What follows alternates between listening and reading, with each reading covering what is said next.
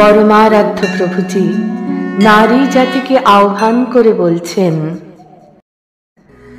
সভ্যতার শক্তিরূপা হে নারী, আপন স্বাতন্ত্র ও নির্ভরতায় উঠে দাঁড়াও। বহুকাল পর আজ ধরিত্রীর বুকে কেটে যাচ্ছে তোমাদের অহল্যা তপস্যার অমারাত্রি। যুগাবসানের দিগন্তে সূচিত হচ্ছে ভোরের আলো। বিশ্বপিতার জ্যোতি স্পর্শ আজ স্ফুরিত হচ্ছে তোমাদের মস্তকে।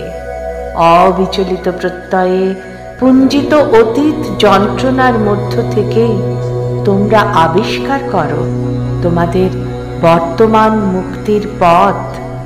আত্মার প্রজ্জ্বল দীপ হাতে হে অগ্নি পবিত্রা নারী, আত্মদিশারি হয়ে তোমরা নিজেরাই দিব্য চেতনায় প্রতিষ্ঠিত হও।